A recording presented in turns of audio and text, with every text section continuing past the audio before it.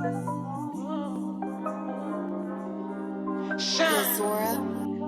in the mix. You're in the mix with DJ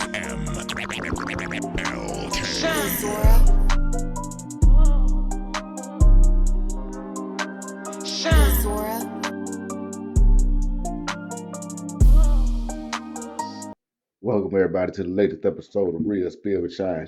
This your boy Shyne here again. Today is May the 12th, 2022, and we're here to deliver the news stories of the day that's going to affect your world tomorrow. I have in the building today with me my boy OZ. OZ, tell him what's up, fam. How you doing, people? How you doing? I got my boy Gutta back in the building with me. Gutta, say what's up to the people, man. What's good, man? Yeah, man. We're going to go ahead and do what we always do. The real spill on the news today from our point of view, unscripted and straight out the top of our head. Now, the first story we got today, excuse me. Yeah, the first story we got today is that I need y'all to hit that like button.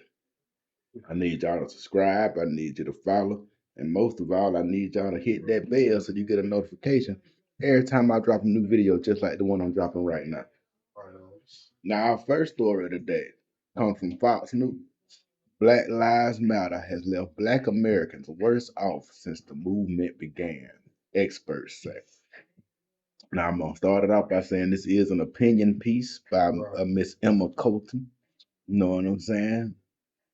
First off, just going off the headline, I just want to know how you guys feel about that headline. Do you think Black Americans are better off or worse off since the Black Lives Matter movement started? Ain't too much change. I know one thing. Ever since the altercation and everything, you seen it die down by the bad. You see as many posters and flags going around as it was Back then. That when it first popped off, when George Floyd first, all that. The Black Lives Matter start with George Floyd or was it Mike Brown? Who did we start that thing up on? It was one of them. I don't remember exactly which one. Now we're gonna go ahead and get into the story. The Black Lives Matter movement started a massive wave of Americans uniting the call for defunding the police and eradicating white supremacy to make positive changes for Black Americans. But experts reflecting on the movement scorecard in 2022 says Black America has not benefited. Now, I'm on record saying I ain't for defund the police. I am on record for saying that we need to demilitarize the police. The police don't have no need to have no tanks and shit like that. I mean, just a local sheriff office don't need no damn tank. You know what I'm saying? Like, and a lot of the funds that they get, I think, could be diverted to mental health issues. You know what I'm saying? We need a mental health branch of that to deal with a lot of these mental health cases that be going on. Yeah, man, like they done shut down these mental hospitals all over the country. It ain't just some state where they shut down that. They done shut them down all over the country. And so we need some way to kind of deal with that. I mean, we really need to get back to housing these people where they got killed around the clock. You know what I'm saying? Because, man, it ain't the fact that things is getting wild, it's that we letting people out on the loose, man, with real civilians out here. You know what I'm saying? But continuing on with the article, said I would argue that on balance, these communities are worse off because by Black Lives Matter overemphasizing the roles of the police, they change police behavior for the worse. In other words, police do become more cautious, they're less likely to get out their cars and engage with people in the community. And to the extent that police are less proactive, the criminals have the run of the place. Now I want to stop and address that whole paragraph right there because I don't know where the fuck she stay at. Because the police ain't just walked around our neighborhoods in a long fucking time. It wasn't Black Lives Matter that stopped that from happening. Like the police have been stopped being the place that we thought that the motherfucker was our friend and everything. Like they just ride through to arrest people.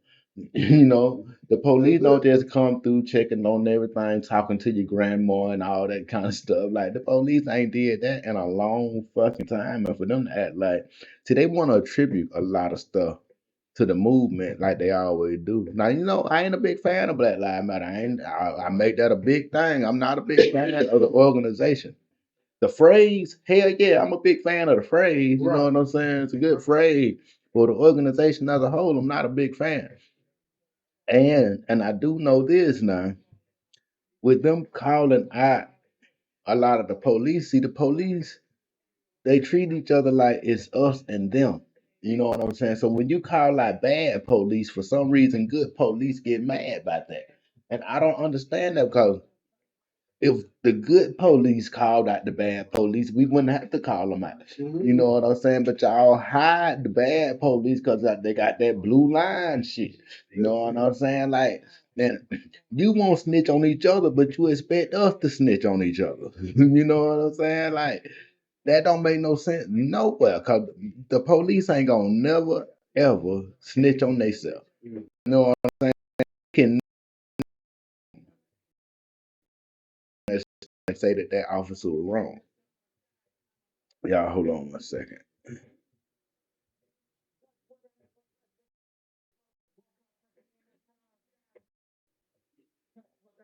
All right, y'all, excuse me for that difficulty.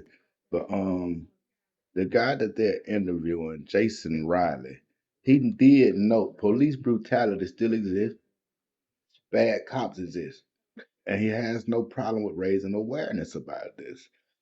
But he says that Black Lives Matter is over focused on police and does not take into account that 97 or 98% of black homicides do not involve police at all. And that's the shit they like to do, see. They wanna they wanna take it and turn it back on you, you know what I'm saying? They wanna blame you for the shit, you know what I'm saying?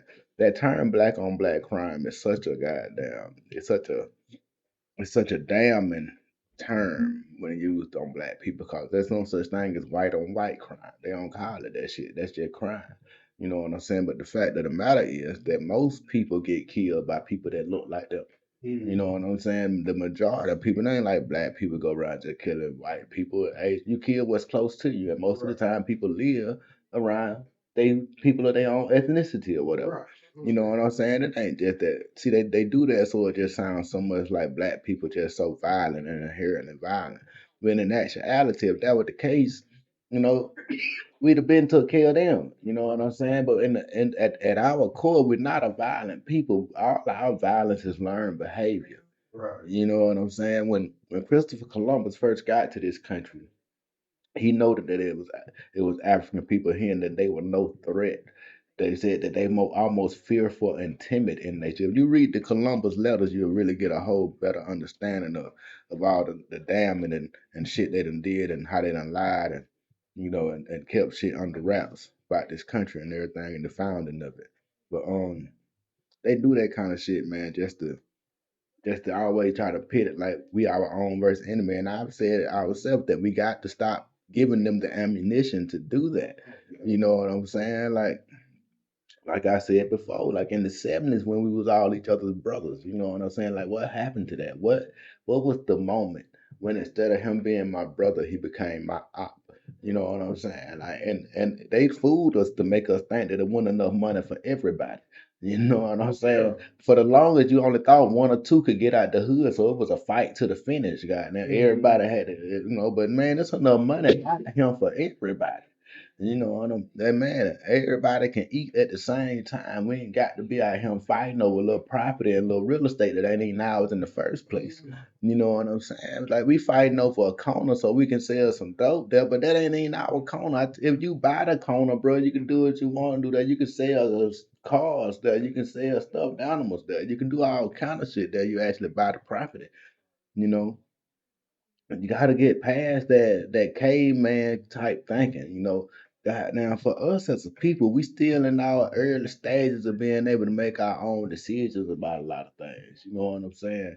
So we got to get out of thinking that it's us against us. It ain't. You build up the community together. That's how it become a community, man. If one person just make it, get what he gonna leave. The community got to come together as a whole and come up if you want to get rid of the stigma. You understand what I'm saying? Each one's supposed to teach one, and we can bring the whole goddamn neighborhood up. If we goddamn take this Sunday, we go clean up Miss Susan May yard. Then next Sunday we go clean up such and such yard. You know what I'm saying? You get 2, 3 months, the hood look nice, man. Property value start going up. You supposed to have a code in your hood, man. Niggas ain't supposed to be able to just throw trash in y'all ditch in y'all hood, man. Goddamn, my grandma own this shit for real. You know what I'm saying? You know what I'm saying? Like that shit, you supposed to have a pride about that shit. You want to rep it, you got it tattooed all on you, doing all that, but then you throwing shit at it every day.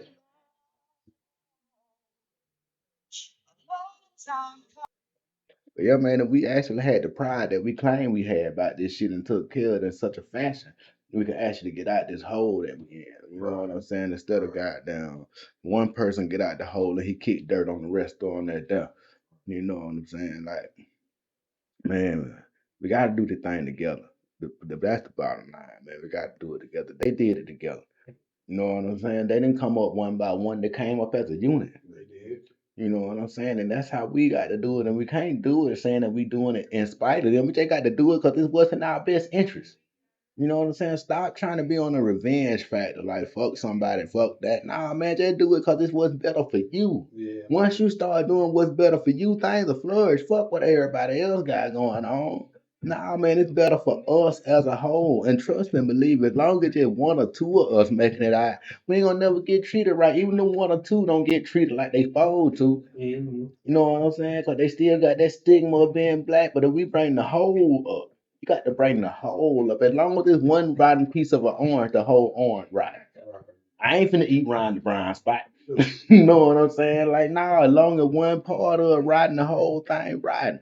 Goddamn, we got niggas that's really getting that money out there. Like, why YSL had to be a gang? Why it couldn't really be an organization where they got real shit happening, they making worldwide trades and shit going on? Like, why we all can't do the LeBron thing and send our people to school so they can manage our career and do shit like that? Why we got to always think it's drugs and shit that we gotta do? That ain't all the world about. You know what I'm saying? And if you want to do drugs, man, open up a shop in California. Right. You know what I'm saying? Open up a shop in Vegas. You know, do some shit like that, man. Like, man, you don't want to keep putting drugs in your hood. White people don't put drugs in their neighborhood. You know what I'm saying? Italians don't put drugs in their neighborhood. Stop being the reason that our neighborhoods can't prosper. You understand? The first thing you want to do when you get a whole lot of money, put your homeboy on what's dope that's finna fuck up the rest of the community there. Instead of getting your homeboy a job where he can employ 10 of them motherfuckers there and get people out the street. So what you gonna do is you gonna bring up your 15 or 20 friends and you gonna bring down the 3 or 4 thousand that left there for y'all to stand on top. No, man, that ain't the right goddamn, that ain't the right mentality, man. That ain't the right mentality. We got to start back having a tribal mentality. We in this thing together. Until we realize that we are definitely in this thing together, no matter how much you think we against each other, we in it together. We in it together, dog. Goddamn. At any given time, it can be you. While you ride past and see your brother on the side of the street getting mistreated, the next time it can be you. You ain't got to be doing nothing wrong, bro. You ain't got to be doing shit wrong. I was watching this news story, man. Dude out there, I think he was in Texas. He owned a goddamn, he owned a little cigar shop. They sitting in they bar chilling, man. Dude upstairs playing with a gun and shot through the floor and shot one of their homeboy. He done wrapped their homeboy up, took him to the hospital. They trying to lock him up. The dude who done took his friend to the hospital. This man done got tack up, rushed to the floor, all this right here. And ain't did a motherfucking thing but take his homeboy to the hospital.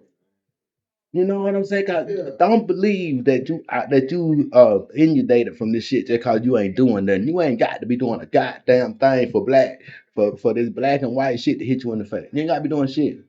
You ain't got to be in them streets. You ain't got to be doing none of that shit. All you got to do is be black and be at the wrong place. That's it.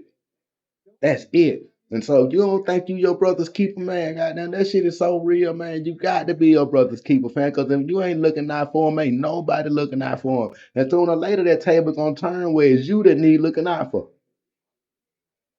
And ain't nobody gonna be there. Man, I'm gonna move on, man. I'm gonna move on and talk about some more stories and shit, man. Oh, man. Ohio team shoots dad. The argument over bedtime, report said. Nah, man. Simple. Bedtime. Bedtime, bro. And shit, man. Like I be trying to tell my kids, I don't give you a bedtime for me. Or it ain't for me. It cause I know you gotta get up at 6 o'clock in the goddamn morning. You ain't got the sense to know that you need this amount of sleep to goddamn be a fully functioning person at 6 o'clock in the morning. But I know. And that's why I give you a bedtime. That's why I make sure your TV off at a certain time. That's why. It ain't cause I want to be fucking mean. I don't give a damn. Summertime come, have at it. But while you got a job to do, which is going to school is your job as a kid in my house. Right. That's your full responsibility, guy. And you ain't got to worry about no light bills. You ain't got to worry about none of that shit. All you got to do, nothing. All you got to do is go to school and get your work. That's it. A 45-year-old man was shot in the stomach by his 15-year-old son over an argument when to go to bed. The teen left the house after the shooting and stole a car driving to his mama house. The teen was arrested at the mama house around 5 p.m. Excuse me, the shooting occurred just after midnight. Several other children were in the home, including the 5-year-old. The 45-year-old victim was taken to the hospital. Wound ain't life-threatening.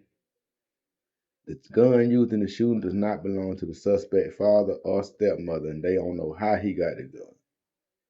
Man, Mama couldn't handle sitting and live with her dad. daddy can't handle me, dog. Man, I tell you what, baby. One of mine got one time. Just one time pull any kind of weapon on me, dog. Just one time. You know, I'm hoping I'm doing a good enough job of raising them where I ain't got no worry about that, man. But, man, and much, I don't know if my kids know the fun I could have had. You know what I'm saying? Like, it was sacrifices made to make sure, goddamn, like, even though y'all might not have had every pair of J came out and all that shit there, I'm making a lot of sacrifices. Right. You know what I'm saying? And for you to come back and be my worst enemy after that, that's got to be, man. It's like this becoming more and more prevalent though, man. Like I'm seeing this more and more kids. And it's all because parents trying to set rules, but man, I'm telling you, it's so hard for you as a parent to enforce your rules. You know what I'm saying? Like, see, back when I was 15 years old, I've been scared to put a gun on my mom because she probably finna beat my ass. You know what I'm saying? Like, I don't know about nobody else. My mom left-handed, dog. You don't never see that first punch coming. You know what I'm saying? Like, and man, like I was just the respect I had for that lady. Right. You know what I'm saying? Was so high that I would have never in my mind. Like, even my last whooping that I got, she tried to whoop me, man. You know, I say I'm about 14. She tried to whoop me. I was bigger than her then. You know what I'm saying? And she knew it, so she ain't come at me with no regular whipping. She grabbed one of my crutches and swung it at me. You know what I'm saying? I done caught the crutch and looked at her like, nah, mama, we just gotta talk from now on. You know what I'm saying? Yeah, man, I'm through with all that, and I just left the house though. I never once tried to swing the crutch back out or, you know what I'm saying? No